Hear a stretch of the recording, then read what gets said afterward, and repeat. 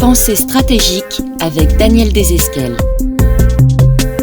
Bonjour et bienvenue pour ce 9e numéro de Pensée stratégique. Pensée stratégique, c'est le podcast de l'Acadème, l'Académie de défense de l'école militaire, et de la DICODE, la délégation à l'information et à la communication de la défense. Chaque mois, nous vous proposons un rendez-vous stratégique pour mieux appréhender la marche du monde.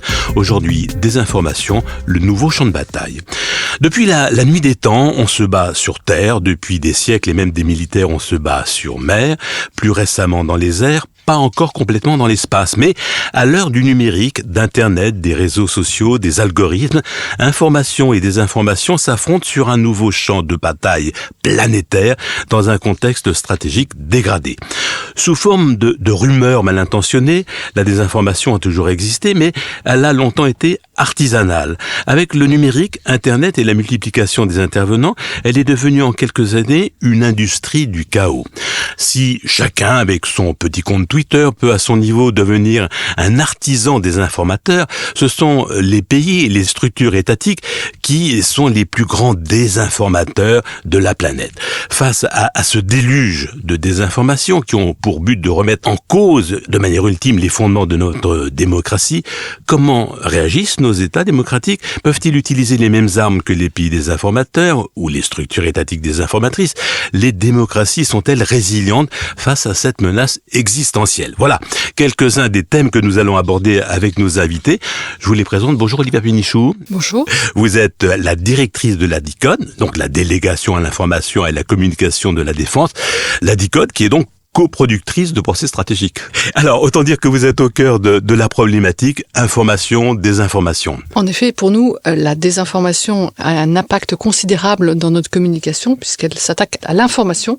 Et la désinformation n'est pas un simple mensonge, c'est une arme qui s'attaque à la confiance et à la cohésion de la société. Et bon, on va en parler pendant une heure. Bonjour Christine Ducoing-Clément. Bonjour. Vous êtes chercheuse auprès de l'IAE, Institut d'administration des entreprises de Paris 1 Sorbonne, et auprès du Centre de recherche de la gendarmerie. Vous êtes une spécialiste des questions cyber et influence. Cyber et influence, ça va ensemble? Alors ça va pas forcément ensemble. En tout cas, il faudrait pas faire l'erreur de limiter la désinformation ou l'influence au seul volet cyber. Mais par contre, le cyber a permis d'arriver à une situation qui a gagné en ampleur et en rapidité. Bonjour Général Jean-Michel Meunier. Bonjour. Vous êtes le conseiller influence du CEMA, le chef d'état-major des armées, aujourd'hui le général Burkhardt. Vous n'êtes pas le premier conseiller influence du CEMA, mais c'est un poste relativement nouveau, relativement récent. Oui, tout à fait. Je suis le deuxième du nom et je veille, pour faire court, à ce que les questions d'influence et surtout de lutte informationnelle accompagnent nos opérations. Vous allez nous expliquer tout ça. Alors, pour introduire notre discussion, j'ai envie de vous poser une question toute bête, toute simple. C'est quoi la différence, Christine Ducoing-Clément, entre une information et une désinformation ? Alors, c'est pas forcément une question aussi simple que ça et on pourrait même rajouter la mésinformation dans votre liste. La grosse différence que l'on fera, c'est non seulement la qualité et la véracité du contenu auquel vous allez être soumis, et je parlerai très souvent de contenu, tant qu'on n'aura pas pu valider si c'est vrai, faux ou pas. Et ce qui va jouer aussi, c'est si le contenu auquel vous êtes soumis est faux par erreur, parce qu'on s'est trompé, ça peut arriver, parce qu'on a retransmis de bonne foi un contenu qui était erroné, ou alors est-ce qu'on l'a fait à dessein de désinformer dans un but qu'il serve une volonté politique, géopolitique ou économique. Alors je le dis en introduction, la désinformation c'est vieux comme le monde. Hein. De tout temps des rumeurs ont été propagées, avec Gutenberg et l'invention de l'imprimerie, le développement des journaux, la désinformation a pris un nouvel essor, de même avec l'invention de la radio, de la télévision, mais on en était resté jusque-là à un mode un peu artisanal plus parfois, mais quand même artisanal. Alors, on a toujours des artisans, on a toujours quelque part un petit travailleur artiste laborieux qui du fond de son garage va vouloir désinformer pour une raison qui pourrait être extrêmement personnelle. Par contre, on a déjà eu une forme d'industrialisation au cours du siècle passé, mais qui suivait finalement les technologies disponibles. Et ce que l'on a, c'est avec les années 90, la création d'Internet et la montée en puissance des nouvelles technologies. Alors on pourrait parler des smartphones qu'on a tous à peu près dans notre poche. Hein. Vous faites un pouce au milieu ou un petit sweep sur la la droite et vous êtes connecté. Et puis, vous pouvez donc envoyer n'importe quoi, n'importe quand. Donc, vous arrivez à avoir une contraction à du n'importe temps. qui, à beaucoup de monde. Et voilà, vous pouvez arriver à une contraction du temps et de la géographie. On est à Paris, on peut envoyer simultanément dans l'hémisphère sud, en Amérique et en Asie, par exemple. Donc la géographie est abolie, le temps est contracté, le temps de fabrication des contenus est aussi extrêmement réduit, notamment parce qu'on pourra utiliser différentes technologies. Et puis, vous allez pouvoir toucher un public beaucoup plus large à n'importe quelle heure du jour et de la nuit. Et ça, c'est important, le fait de pouvoir être touché tout le temps, ce qui était plus difficile par le passé. Là, c'est une vraie révolution. C'est une véritable évolution en tout cas. Une révolution, on serait revenu au point de départ. Là, je pense que on est plus dans une évolution que dans une révolution. Alors, c'est Olivier Pénichou, ce basculement, ce point de rupture, vous l'estimez, vous, à 5 ans, 10 ans, 15 ans ? Sans doute avec le développement des réseaux sociaux, qui a généré une instantanéité de l'information. Et c'est la vitesse, en fait, de cette information et de la désinformation qui fait que ça malmène, en fait, les institutions, la démocratie d'une façon générale. Alors, pour qu'on essaye de bien comprendre, parce que quand on parle de désinformation, on parle de quoi ?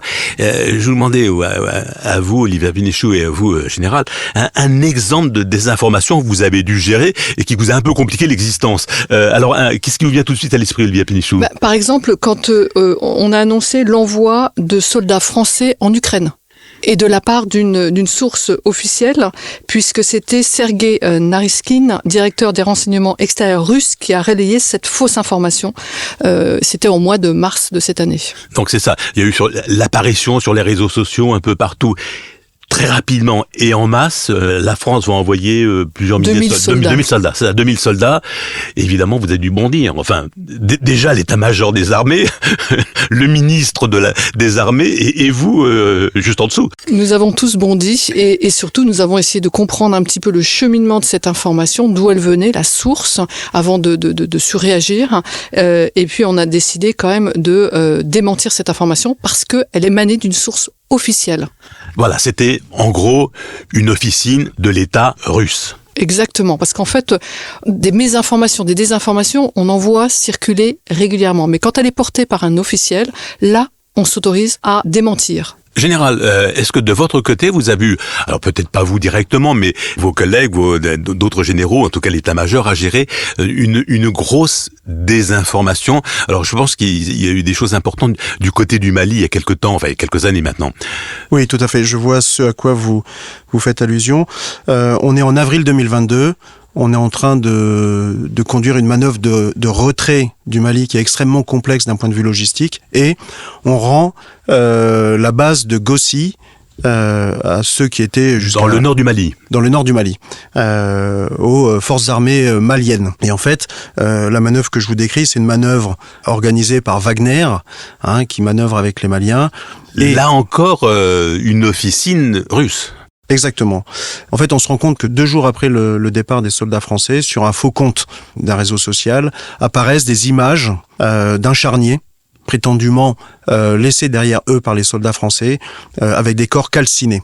Il se trouve que, et c'est ça qui est intéressant, c'est qu'on a un capteur qui filme la mise en place de ce charnier par des soldats maliens, accompagnés par des hommes de Wagner, des soldats de Wagner.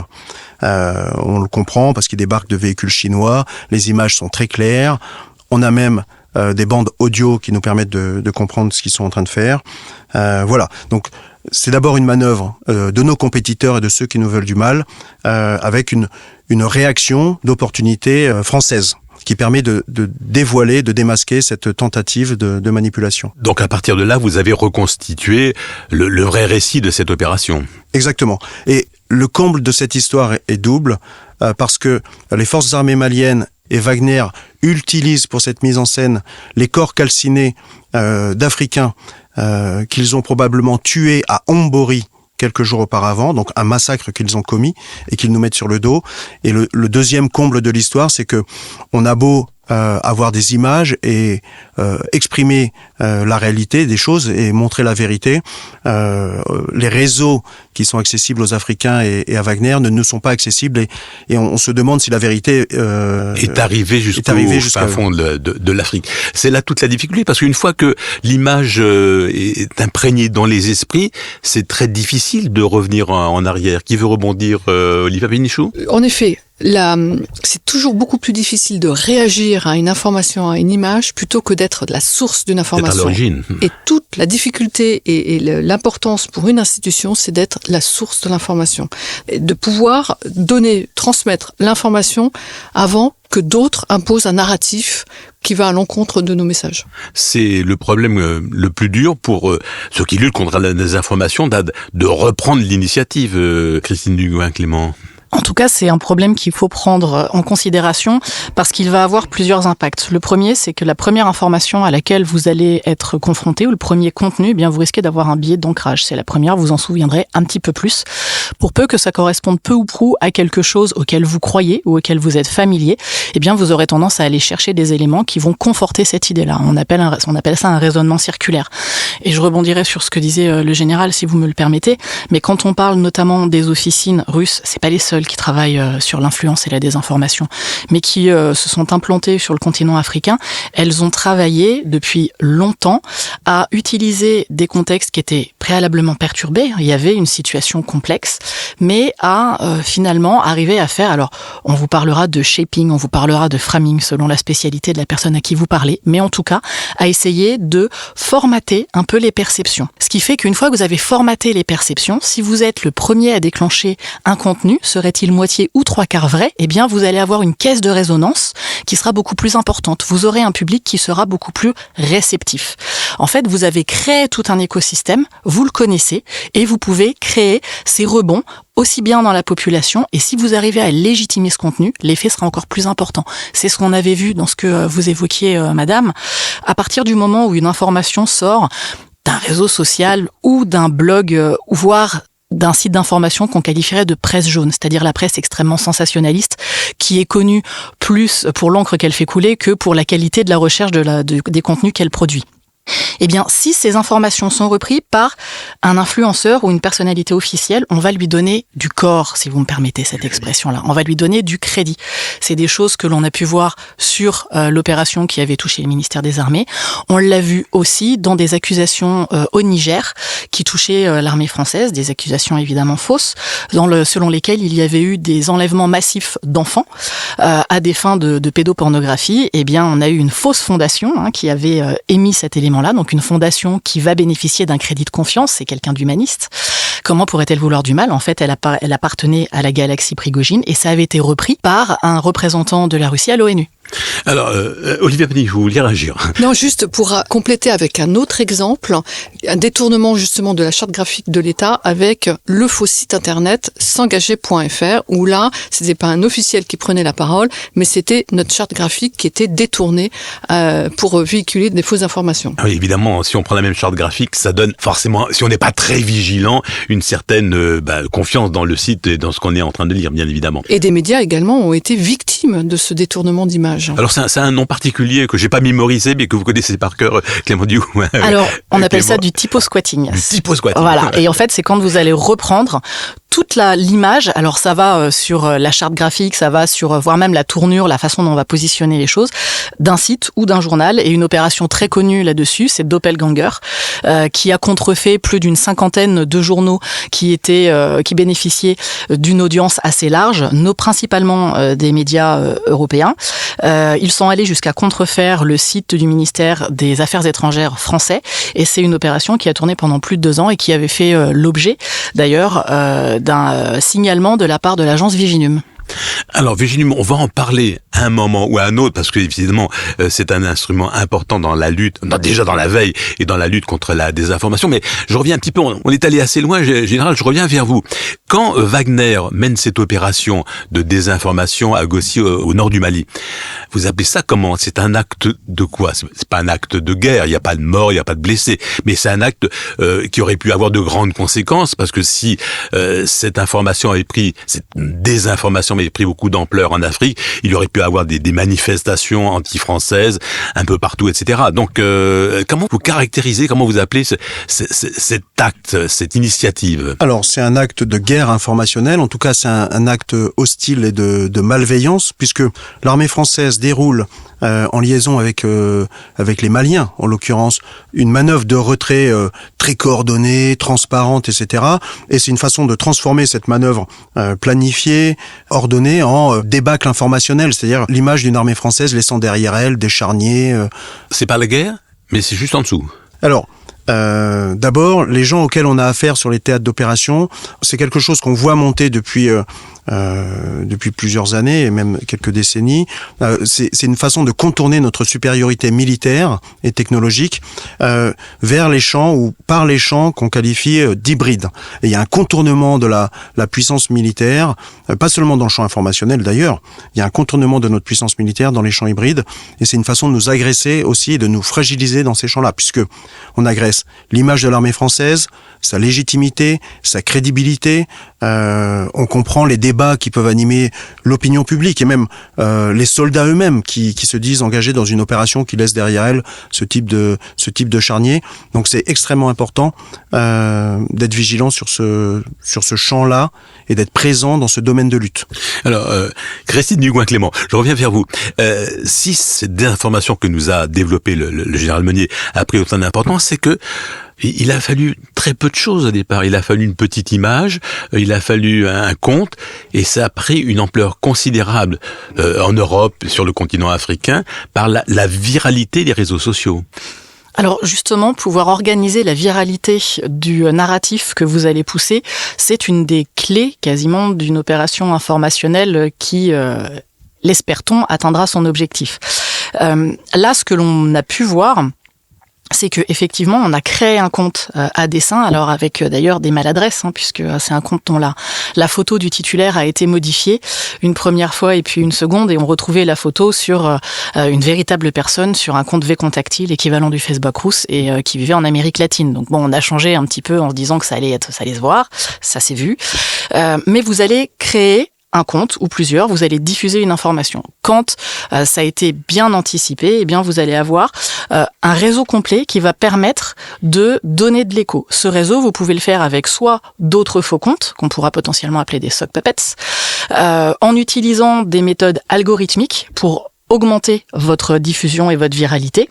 Et là, on pourra jouer sur énormément de choses. Et puis, vous pouvez créer un réseau complet avec des sites d'information, alors dits d'information, qui sont créés uniquement à dessein, et puis par des blogs, etc., etc. Ça demande une certaine organisation. Ça demande un peu d'ingénierie, mais il y avait ce que Lénine appelait les idiots utiles par le passé qui peuvent de bonne foi croire quelque chose parce que ça correspond et participer à cette viralité-là. Et si vous avez quelqu'un qui jouit d'une certaine influence, qui va reprendre bien un réseau, c'est tout son système, tout son écosystème qui sera inondé. D'où l'intérêt d'avoir quelque part des têtes de pont et de pouvoir les toucher, alors que ce soit pour des raisons idéologiques, pour des raisons économiques, de corruption, etc., sans revenir aux fameux MICE, les 4 facteurs qui permettent d'aller corrompre un individu. La viralité est rarement spontanée. La viralité peut être spontanée. Par contre, on a vu beaucoup d'opérations dans lesquelles la viralité était artificiellement structurée. Et ça, c'est d'ailleurs un des éléments que, on en parlait tout à l'heure, l'agence Viginum prend en compte dans son travail de veille. Général Meunier, vous vouliez réagir? Oui, c'est-à-dire qu'une fake news a un métabolisme et une signature particulière dans cet univers-là. Alors, Olivia Pénichou. Ce qu'on constate, donc, je parlais tout à l'heure de l'instantanéité de l'information qui est piégeux en fait pour tous, mais c'est aussi la saturation de l'information, ce que vous expliquez tout à l'heure. La saturation de l'information, c'est un vrai danger. Et par ailleurs, ce qu'on constate, c'est justement, vous parlez de croyance, c'est que le vrai danger, ce n'est pas seulement ce que nous ne savons pas, mais c'est ce que nous croyons savoir. Et c'est là-dessus que nos détracteurs jouent. Alors oui, et c'est d'autant plus vrai si vous allez jouer sur les émotions. Parce que vous allez avoir des croyances, plus vous allez avoir un contenu qui va avoir une forte charge émotionnelle, et en règle générale, quand on va avoir l'image d'un charnier, par exemple, on est évidemment dans de l'émotionnel, dans de l'émotion négative, mais on pourra avoir de la colère, du dégoût, etc. Plus vous allez avoir tendance à avoir une réaction quasiment immédiate, une réaction quasiment viscérale, et une action numérique, un partage, un commentaire, bref, une implication. Donc on aura tout cet impact-là. Et puis, ce que l'on a vu aussi, c'est que vous allez, admettons, on va reprendre l'exemple qui a été pris, vous êtes soumis à l'image de Gossi, vous êtes un habitant d'Afrique de l'Ouest, ça vous touche de manière directe, il y a une très forte charge émotionnelle, vous allez la diffuser. Et puis très vite, vous allez vous retrouver noyé dans ce qu'on appelle une infobésité, c'est-à-dire une masse d'informations telle que vous allez forcément opérer à une forme de sélection. On dit qu'en règle générale, quand on va, vous savez, scroller, donc passer rapidement entre les contenus, exactement, sur votre téléphone, vous passez en moyenne 7 à 8 secondes par image. Donc le temps d'analyse en 7 à 8 secondes est évidemment contraint pour manier l'euphémisme. On est forcément plus dans l'émotion que dans la réflexion. Vous allez être dans l'émotion, vous allez avoir tendance à être dans du raisonnement circulaire, à chercher des choses qui vont conforter ce en quoi vous croyez déjà, ce que vous disiez tout à l'heure à Madame Pénichou. Et puis, vous allez aussi arriver à une forme de saturation cognitive. C'est-à-dire que vous avez tellement d'éléments, même si vous voulez faire, qu'au bout d'un moment, vous n'êtes pas en capacité de tout analyser.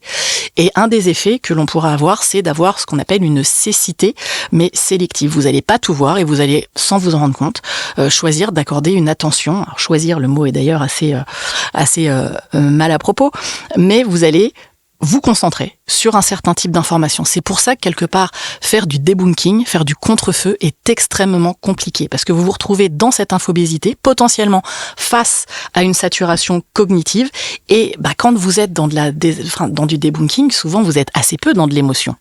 Pour le dire simplement, vous ramez. Alors, Olivia Pénichou, tout ce qu'on vient déjà de dire et que vous avez découvert petit à petit, comment vous l'avez réalisé, interprété, compris à la DICODE, donc la DICODE, la délégation à l'information, de la communication de la défense. Comment vous avez découvert ça? Comment vous avez réagi? D'abord, ce qu'on a constaté justement, c'est que la désinformation, elle se propage à la vitesse d'un clic, mais la vérité, elle prend beaucoup plus de temps à être établie. Donc on rame à contre-courant, oui, mais on met en place des outils, on met en place des actions. Donc nous, par exemple, à la DICODE, d'abord on fait une veille attentive auprès des médias, beaucoup, parce que ce sont les premiers relais, puis auprès des influenceurs, de tous les relais. On essaye de structurer une information simple, aussi en images, en fait. On a des productions, on est aussi un petit peu notre propre média, donc on produit des formats sous forme de podcast, bien sûr. Comme pensée stratégique. Également sous forme de courtes vidéos pédagogiques pour expliquer le plus possible. Notre rôle, c'est d'expliquer la défense. Donc, on essaye aussi d'accompagner, de contextualiser. On organise de plus en plus des briefs de journalistes, d'influenceurs pour leur expliquer une situation, pour qu'ils puissent avoir des clés de compréhension de cette situation. Et puis on prévient pour essayer de former, de sensibiliser d'abord le public, bien sûr, mais aussi les agents du ministère, l'ensemble des militaires, le personnel civil et militaire. Et notamment, nous avons produit un guide de la désinformation, nous faisons des formations sur la désinformation et nous mettons en place un ensemble de formations pour monter en compétence sur l'image, sur la captation image. Et sur la prise de conscience de la désinformation auprès d'un public qui n'est pas forcément réceptif. On peut dire que votre travail est beaucoup plus difficile que vos prédécesseurs il y a 20 ans, parce qu'il y a 20 ans, il suffisait de gérer les journalistes, on avait quelques journalistes qu'on connaissait bien et l'information passait par eux. C'était beaucoup plus simple, c'était une époque bénie. Plus simple, je ne sais pas, mais différent, c'est sûr. Alors, Général Meunier, alors vous êtes le conseiller influence du CEMA, le chef d'état-major des armées. C'est quoi votre rôle ? Alors, mon rôle, il faut pas l'entendre au sens civil. Je suis pas quelqu'un qui est installé à Dubaï et qui tweete toute la journée pour vendre les armées françaises. Vous avez un compte Twitter ? Non. En fait, je veille à ce que la question de la lutte informationnelle, parce que l'information, comme on l'a vu, est un enjeu de la bataille et un lieu de combat et de lutte, soit prise en compte par les armées. C'est un rôle d'animation et de coordination en interne armée, en interne du ministère, mais aussi en externe, parce que un des enjeux, c'est vraiment de jouer l'équipe France dans ce domaine-là. Les choses sont assez cadrées, on pourra y revenir sans doute. Qu'est-ce que je fais sur le temps court? J'anime la veille et on regarde ce que font nos compétiteurs et on observe les attaques qui pourraient être adressées à nos intérêts militaires et de défense. Vous avez une petite équipe autour de vous ? Oui, j'ai une petite équipe autour de moi. À moyen terme, on s'assure que la planification opérationnelle intègre ces éléments-là, c'est-à-dire que on conscientise et on a conscience que nos activités militaires, ce sont des messages qu'on envoie à nos compétiteurs, à nos adversaires, mais aussi à nos alliés. Ça les rassure, en l'occurrence. Il y a beaucoup d'échanges d'informations. Oui, ils sont constants, en fait. On veille à ce que donc cette dominante-là, ce nouveau domaine soit intégré à nos opérations. Et là, participe la direction du renseignement militaire, le commandement cyber, le commandement des opérations spéciales et toute la chaîne des opérations, avec le centre de planification et de conduite des opérations, et notamment toute la chaîne traditionnelle des opérations civilo-militaires qui s'occupent de ces opérations. Ça concerne beaucoup de monde. C'est quoi? C'est quelques dizaines, quelques centaines, quelques milliers de personnes qui sont concernées par peu ou prou la désinformation, soit parce qu'ils veillent, soit parce qu'ils luttent contre. Alors, comme ça concerne tout le champ de nos activités militaires, je pourrais dire que c'est plusieurs centaines de personnes. En tout cas, à Paris, et plusieurs milliers, puisque chaque soldat est à la fois un effecteur et un objet de cette lutte informationnelle.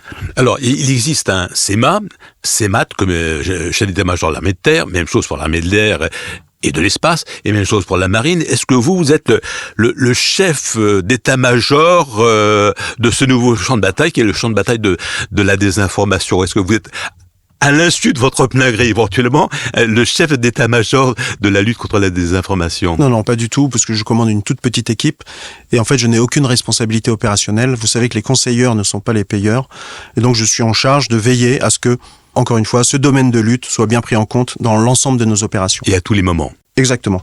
Et sur le long terme, si vous permettez, en fait, on sensibilise, on s'organise, parce que ces choses-là sont assez récentes, on s'organise et on se structure en interne, encore une fois, et en externe, puisqu'il y a un vrai enjeu de structuration ministérielle. Donc, je travaille beaucoup avec la DICODE, avec la Direction Générale pour les Relations Internationales et la Stratégie, la DGRIS, et en interministériel, évidemment, on travaille énormément avec nos interlocuteurs. Voilà, alors, vous écoutez Pensée stratégique, le podcast de l'Acadème et de la DICODE. Aujourd'hui, désinformation, le nouveau champ de bataille, avec Olivia Pénichou, la directrice de la DICODE, avec Christine Dugouin-Clément, chercheuse auprès de l'IAE Paris-Sorbonne 1, et avec le général Jean-Michel Meunier. Je voudrais que nous abordions maintenant les implications de la désinformation à grande échelle dans le monde qui est le nôtre, c'est-à-dire quelles conséquences pour les États démocratiques. Olivia Pénichou, on est bien d'accord que c'est un danger pour nos démocraties, cette désinformation. Je pose la question à vous, Olivia Pénichou, ou à vous, Christine Dugouin-Clément. C'est un danger qui est multiple parce que vous allez pouvoir servir différentes finalités et vous allez pouvoir finalement viser différents publics, soit de manière simultanée, soit vous pouvez aussi déployer un narratif que vous allez finalement réutiliser sur votre politique intérieure. C'est-à-dire que la cible que vous visez, c'est un dommage collatéral, mais c'est pas forcément votre finalité. Donc on est vraiment sur quelque chose qui est multiple. On ne peut plus penser en 2 ou en 3 dimensions, il faut vraiment penser en 4 dimensions, ce qui est quelque chose de compliqué. Dans les différents objectifs, tout dépend de ce que vous allez faire. Quand on parlait par exemple de processus démocratique, tenter d'interférer dans des élections, ça peut être un enjeu, et on a pu le voir, ça a été d'ailleurs une des grosses prises de conscience de l'opinion publique dans les tentatives d'ingérence dans les élections présidentielles américaines de 2016 avec la fameuse affaire Cambridge Analytica, où finalement le public réalisait que en allant sur Internet, c'était à peu près comme marcher dans la neige, on laissait des empreintes, et qu'avec quelques outils un petit peu bien pensés, on pouvait faire de l'analyse psychométrique et savoir quels seraient les sujets sur lesquels on serait plus ou moins sensible. Donc, on va pouvoir essayer d'influencer des votes. Un autre enjeu, ça va être d'arriver à toucher la cohésion d'un groupe social, quel qu'il soit. Et là, on va parler d'un groupe socio-professionnel, d'un État, peu importe. On peut même parler d'une féodalisation, voire d'une atomisation. Pourquoi ? Parce que plus vous allez diviser un groupe, par exemple la société civile d'un pays, plus il sera difficile pour l'État de prendre une décision qui fasse l'unanimité, d'arriver à cette masse critique qui permet, et encore plus, finalement, de pouvoir déployer les actions qui seraient au service de cette décision. Quand vous êtes un adversaire ou un concurrent, vous avez bien évidemment intérêt à ce que on ne puisse pas mener une action qui desservirait vos propres objectifs. Et puis, toujours dans le même esprit, Une autre finalité peut être tout simplement d'arriver à démultiplier les crises, ce qui va figer votre capacité de prise de décision. Pourquoi ? C'est assez simple. Quand vous avez une crise à gérer, ça peut être sous votre contrôle général éminemment compliqué. Quand vous en avez 2, on augmente la complexité. Quand vous en avez 3 ou 4 de manière simultanée, ça commence à plus être un sport de masse, si vous me passez l'expression. Et là, vous allez pouvoir jouer sur des crises qui vont être sociales dans votre pays. Vous allez pouvoir générer des crises sur des territoires sur lesquels l'État a un intérêt, on a pu le voir en Afrique de l'Ouest. Vous allez pouvoir le jouer sur des systèmes économiques, par exemple en allant impacter des fleurons industriels d'un État. Or, vous allez toucher l'économie, vous allez toucher la capacité de projection de puissance de l'État. Tout ça, ça peut être des objectifs que vous allez arriver à avoir et enfin, vous allez altérer la confiance. Alors, Olivia Benichou, vous êtes au cœur de cette problématique, puisque vous êtes une actrice de l'information, de la désinformation, vous êtes au cœur du système. C'est une prise de conscience relativement récente de tout ce que vient de dire Christine Dugouin-Clément. Qui a déjà quelques années, voire quelques décennies. Mais la difficulté pour nous, en tant qu'institution, c'est d'être audible malgré tout. Parce qu'on a quand même des choses à raconter, on a des choses à dire qui sont importantes pour expliquer la défense. Donc comment être audible dans cette masse d'informations, de désinformation, où en plus la capacité d'attention du citoyen est devenue beaucoup moins... éphémère. Voilà, on va dire éphémère, parce que on est tous hyper connectés avec des informations qui arrivent de toutes parts, sur différents canaux. Donc... Et sans parler de la complexité du monde qui, chaque jour, grandit. Exactement, c'est pour ça que l'important c'est de garder quand même une information crédible, simple, très simple, pour expliquer justement, contextualiser autant que possible. Alors, Général, vous vouliez intervenir. Oui, il y a un autre danger, si je peux me permettre d'ajouter quelque chose à ce que vous disiez, Christine, c'est le danger de se mettre en miroir de ceux qui nous agressent. C'est-à-dire que nous ne mentons jamais, parce que c'est stupide et tout se sait, tout finit toujours par se savoir, et que c'est un signe de faiblesse, et que finalement notre vertu est notre force. Nous, les militaires, dans le domaine de l'influence et de la lutte informationnelle, on ne parle pas aux journalistes. Ça, c'est le sujet des communicants. On ne veut pas créer de troubles en interne. Et on ne parle pas à l'opinion publique française. On s'occupe de questions de défense, de nos opérations, lorsque nous sommes agressés. Alors, Olivia Benichou ? Oui, pour compléter un petit peu, si je peux me permettre, la difficulté, c'est de pouvoir rester audible, mais sans être dans le démenti. Et j'ai cité les 2 exemples tout à l'heure où il y avait un détournement de la marque de l'État. Donc là, oui, on a réagi. Ou alors une prise de position officielle, une désinformation portée par un officiel, on répond. Mais sinon, quand on est sollicité pour dire c'est vrai, c'est pas vrai, on se refuse d'être dans le démenti permanence parce qu'on veut pas être le ministère de la vérité. Alors, Olivia Benichou vous disait, non, il y a quand même un bon moment qu'on est conscient de tout ce qui se passe et de tous ces dangers. Enfin, tout de même, c'est récent. Là, il y a eu une loi sur la désinformation, elle est sortie en 2018, c'était relativement récent. Et une loi, c'est le début de quelque chose. Et ça s'est traduit 3 ans plus tard par la mise en place de Viginum. Alors, Viginum, c'est une cellule de veille interministériel, c'est-à-dire que tout le monde peut profiter des travaux de Viginum. C'est une structure que vous connaissez assez bien, Christine Dugouin-Clément. Est-ce que Viginum est efficace ? Alors, est-ce que c'est le début de quelque chose ? Voilà. Alors, Viginum est une structure. Alors, est-ce que c'est le début qui est assez jeune, puisque 2021. Voilà, elle fête son 3e anniversaire, qui est positionné sous l'autorité du SGDSN, donc le secrétariat à la défense et à la sécurité nationale, et qui a pour objet d'arriver à pister et à trouver tout ce qui sera du domaine de la désinformation, et notamment à étudier la façon dont on va la rendre virale. Ils ont fait de nombreux rapports. Ils sont d'ailleurs cités en exemple, y compris outre-Atlantique. Donc je pense que ça mérite d'être cité. Ils ont été mentionnés pour la qualité de leurs travaux, notamment par des agences telles comme le FBI. Et ils ont eu moult affaires puisque depuis l'invasion de l'Ukraine par la Russie, on a encore une augmentation. On a eu récemment les Jeux Olympiques à Paris, qui étaient une occasion, d'aller essayer d'abîmer l'image de la France à l'étranger et qui ont pu permettre de voir différentes opérations d'influence prendre corps sur le territoire français, mais aussi ailleurs. On parlait par exemple tout à l'heure de Doppelganger, donc cette opération qui faisait du typo-squatting, donc un doppelganger en jeu de rôle, c'est un jumeau maléfique, donc c'est vraiment tout à fait ça. Ils ont fait un rapport d'une grande qualité sur ce travail-là. Ils en ont fait aussi sur Portal Combat, qui était un réseau de plus de 190 sites qui se répondaient les uns les autres et qui permettait d'essayer d'augmenter la viralité dont on parlait tout à l'heure. Donc d'arriver à avoir cette caisse de résonance qui soit extrêmement importante. Donc ils mènent ces travaux-là, ils montent en compétences techniques et surtout ils font régulièrement des rapports qui sont ouverts pour tout à chacun.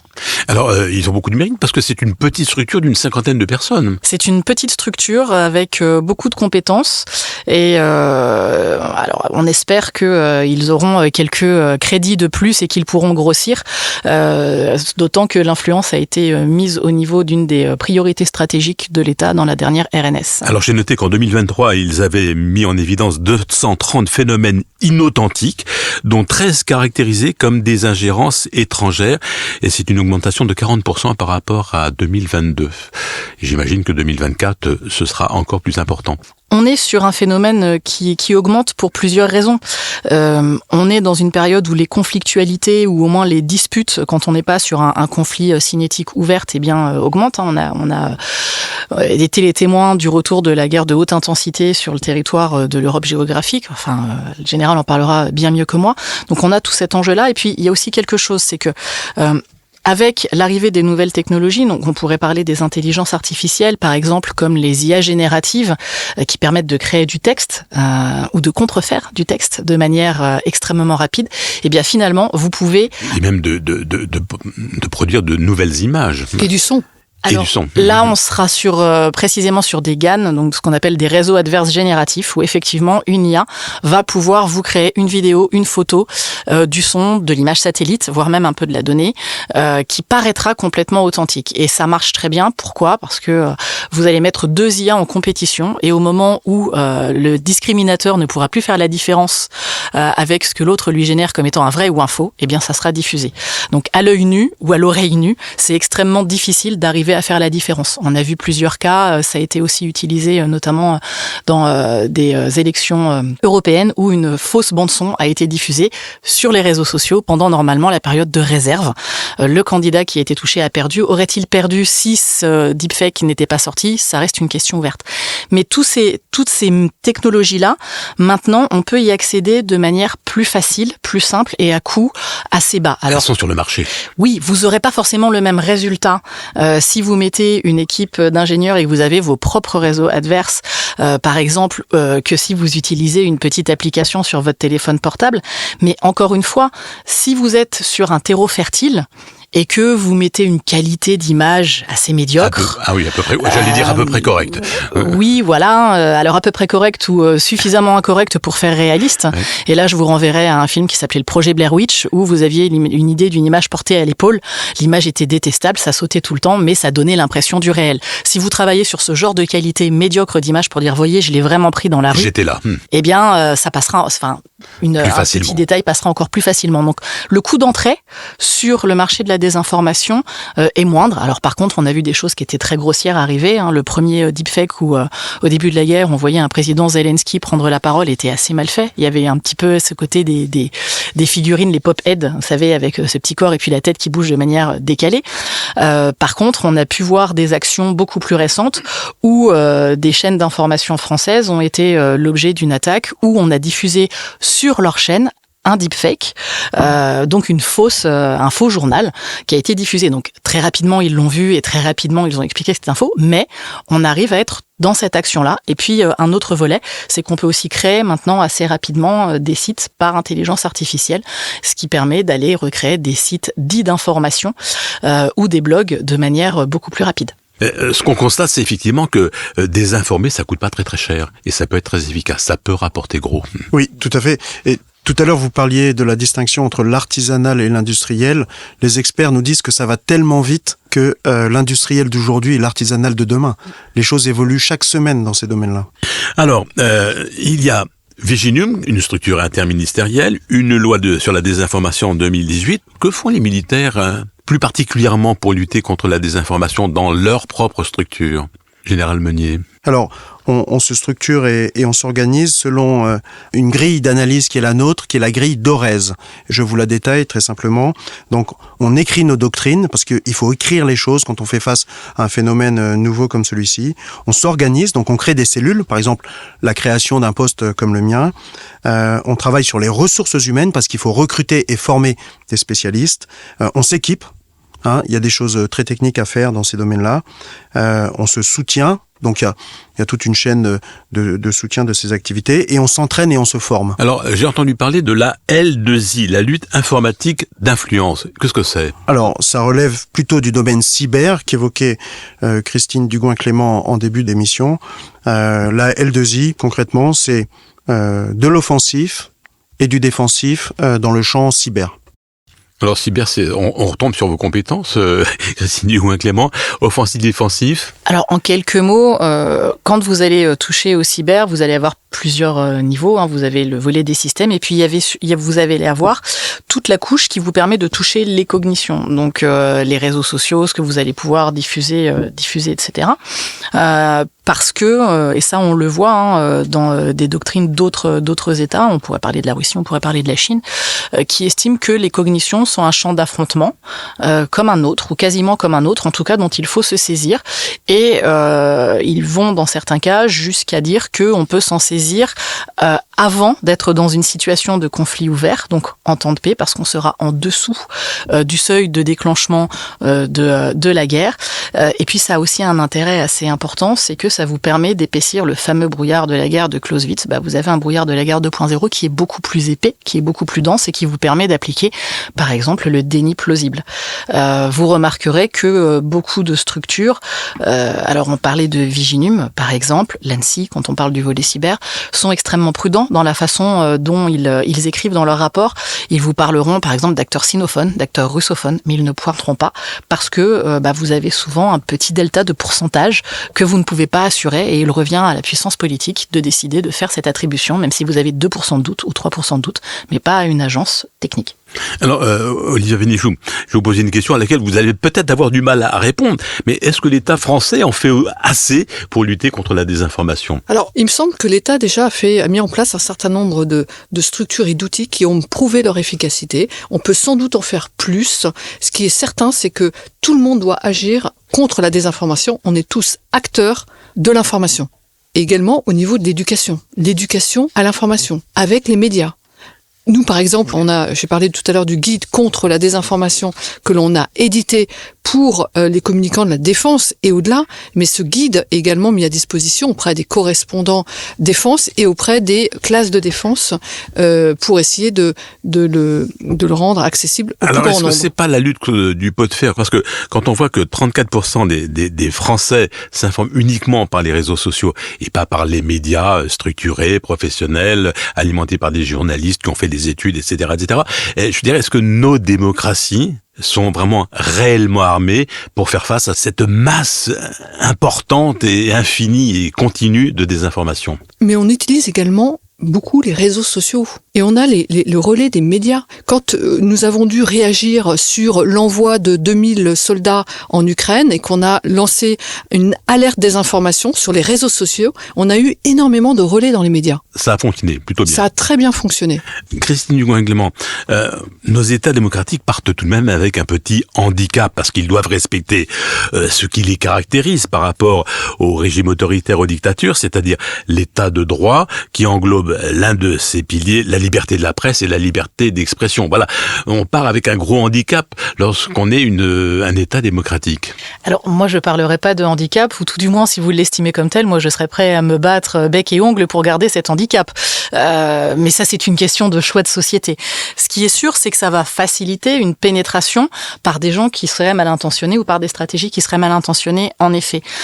Quand on regarde différents États, alors je pense notamment à la Russie, qui est un des champs sur lesquels je travaille beaucoup, vous avez l'approche d'une théorie du chaos, c'est-à-dire que vous allez démultiplier un nombre de variables et de facteurs pour en rendre la prévisibilité complexe, quand de votre côté, vous allez les limiter, c'est-à-dire que vous avez une bulle informationnelle, vous avez une chape de plomb, quitte à museler complètement les médias et à ne leur laisser le choix que de dire oui dans un certain nombre de cas. Maintenant, on a aussi d'autres choses qui se mettent en place. On a parlé de la technologie qui permettait la désinformation, oui, mais elle peut aussi permettre de lutter contre, puisque vous allez avoir des méthodes algorithmiques ou des IA que l'on va utiliser pour détecter, par exemple, un certain nombre de faux, de contrefaçons ou de mésinformations pour essayer d'aider à contracter le temps. Il y a eu tout un travail sur ce qu'on appelle les fact-checkers, donc ces gens qui vérifient l'information pour qu'ils puissent travailler sur un certain nombre de contenus. Et bien maintenant, la plupart des médias se sont équipés d'une cellule, alors parfois petite certes, mais existante, de fact-checkers. Vous avez des réseaux européens de fact-checkers qui font régulièrement des formations, qui travaillent les uns avec les autres, puisqu'évidemment les méthodes évoluent. Il y a même eu des attaques qui visaient ces fact-checkers-là pour en saturer la capacité d'analyse et tout simplement pour pouvoir annihiler l'effet de leur travail. Et puis vous avez aussi autre chose, c'est l'OSINT, donc l'Open Source Intelligence. Là encore, c'est un vieux sujet.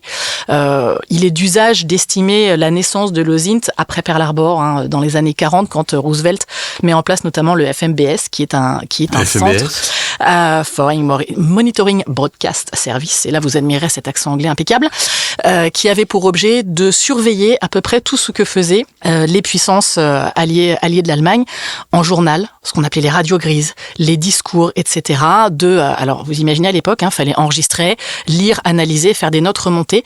Donc voilà. Par contre, ce que l'on voit, c'est qu'à l'époque, vous aviez peu d'éléments, il fallait les capter pour les récupérer. Là, on a l'infobésité. Donc, vous vous retrouvez à avoir une masse dans laquelle chercher. Néanmoins, l'OSINT, plus vous avez d'éléments, plus vous allez pouvoir trouver et mettre en place ce genre de choses-là. Ça s'est énormément déployé avec l'explosion du numérique. L'Ukraine a été particulièrement utile. Pourquoi ? Parce que depuis 2014, ils sont aux prises avec un conflit sur lesquels la Russie n'avançait pas à visage découvert comme elle le fait aujourd'hui. Et vous avez toute une communauté qui a travaillé à donner des méthodes sur comment vérifier une information, comment l'authentifier. Ils ont fait leurs armes, si je puis dire, aussi en Syrie, puisque la Russie était impactée. Et quand la guerre éclate, vous avez une communauté qui a des méthodes, qui a des outils, des réseaux de gens qui se connaissent et qui sont opérationnels. Donc, qui est prête. Qui sont prêts. Et ce sont pour beaucoup des civils, de la société civile, qui travaillent avec ce type de méthode-là. Mais la structure a fait des petits. Ce qui est intéressant, et là je rejoins ce que vous disiez, madame, sur le fait qu'on est tous des acteurs de lutte contre la désinformation, c'est que en fait, la validité du travail de l'OSINTer se fait par la communauté. Quand vous allez vérifier une information, que ça soit de la géolocalisation, un eurodatage, peu importe, vous devez utiliser des outils en open source, c'est-à-dire non payants, n'importe qui doit pouvoir les utiliser, et vous devez donner le cheminement qui vous a permis d'arriver à votre résultat. La communauté validera que c'est exact. Et c'est intéressant parce que comme quand on joue au Uno, avec la guerre en Ukraine, on a eu de l'OSINT et du contre-OSINT. On a eu, notamment côté russe, des vrais faux groupes d'OSINTers qui validaient des fake news. Et ce sont d'autres groupes d'OSINT qui ont dit « Attendez, cher ami, le processus que vous donnez ne fonctionne pas, ça ne marche pas. » Mais on voit une adaptation de la société civile. Alors, il y a du travail à faire, bien évidemment, et je pense qu'il ne faut pas nous endormir sur nos lauriers. On avance et avec plutôt des résultats assez intéressants. Gérald Meunier, vous voulez réagir ? Oui, c'est tellement puissant que le brouillard de la guerre ne sera jamais totalement levé, mais on parle aujourd'hui de transparence du champ de bataille. C'est extrêmement difficile de dissimuler ses intentions, ses mouvements et sa manœuvre sur le champ de bataille aujourd'hui. Y compris le champ de bataille de la désinformation, comme l'a expliqué Christine Hugoin-Clément, où effectivement tout le monde voit tout le monde et tout le monde voit ce que fait tout le monde. Ça nécessitera dans certains cas un petit peu de compétences numériques pour aller vérifier quid d'un chemin, quid d'une adresse, quid d'une amplification artificielle. Mais en tout cas, c'est effectivement faisable. Là où c'est un petit peu plus compliqué, mais on reste souvent dans le déni plausible, c'est de remonter jusqu'à un donneur d'ordre du début de l'action. Mais néanmoins, effectivement, cette transparence tactique, on va l'avoir aussi. Et la population joue, c'est-à-dire que dès que vous allez voir quelque chose, vous êtes tout à fait libre de le filmer, de le remettre sur les réseaux, etc. Et pouvoir détourner aussi des applications qui ne sont pas utilisées pour. mais qui pourront donner des informations. Olivia Pinchot, il y a un outil dont vous ne disposez pas, en tout cas a priori, vous allez me dire peut-être que je me trompe, et que vos compétiteurs ou que les compétiteurs de la désinformation ont, c'est les usines à trolls. Vous n'en avez pas. Non, absolument pas. Nous avons la chance de vivre dans un pays démocratique et c'est en capitalisant justement sur l'éducation, sur la transparence des institutions, qu'une démocratie peut construire une réponse résiliente et durable contre la désinformation. Tout à l'heure, vous parliez, Christine, des fact-checkers. Nous travaillons avec les fact-checkers, on collabore avec les fact-checkers. C'est évident, ils ont des outils, nous on a des outils complémentaires, on les éclaire, ils nous éclairent et c'est comme ça qu'on avance. Général Meunier ? Oui, et si on est agressé sur ce champ-là de la vérité et de l'information, c'est sans doute parce que nos adversaires ont compris que c'était aussi notre force. Alors, je suis d'accord, on démarre avec une fragilité, en tout cas une difficulté initiale, mais à la fin, la démocratie gagne, en fait, je pense. Alors, ça va être le mot de la fin. Est-ce qu'il y a on peut compter sur la résilience de nos États démocratiques, sur la résilience de nos citoyens?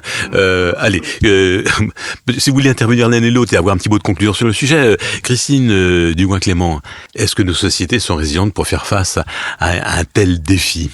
Je pense qu'au-delà de résilientes, elles arrivent même à acquérir une certaine forme de résistance, c'est-à-dire une capacité d'aller vérifier, d'aller essayer de faire en sorte, quand on va faire de la sensibilisation, quels que soient les niveaux, que ce soit à l'école ou avec des plus anciens, on donne des clés. Simplement, vous réagissez d'un point de vue émotionnel. Si vous n'avez pas le temps de réfléchir, c'est là qu'il faut le prendre 2 fois. C'est quasiment ce genre de choses-là. Donc c'est, oui, une résilience et peut-être aussi, en tout cas, je l'espère, une résistance. Olivia Pinchot, ça va être le mot de la fin, votre mot de la fin. Je suis convaincu que la société est résiliente et de plus en plus résiliente. Et ce qui est indispensable, c'est que on garantisse la vérité. On doit être le dernier refuge de la vérité. Alors le vrai mot de la fin, c'est vous qui allez l'avoir, Général. Je suis gêné. En tout cas, pour les armées françaises, il y a des vrais motifs de satisfaction. On a beaucoup avancé, on progresse encore. Et en bilatéral, vis-à-vis de nos alliés, on est très sollicité pour expliquer ce que l'on fait. Et en multilatéral, avec l'OTAN ou l'Union européenne, on est également très bien positionné. Merci à tous les 3 pour cet éclairage sur les enjeux de ce nouveau champ de bataille insidieux qu'est la désinformation. Merci Olivia Pinchot, directrice de la DICODE, Christine Dugouin-Clément, chercheuse à l'IAE de Paris Sorbonne 1 et au centre de recherche de la gendarmerie. Et merci à vous, Général Jean-Michel Meunier, conseiller influence du CEMA. On se donne rendez-vous dans un mois. Profitez-en dès maintenant pour Pensée stratégique.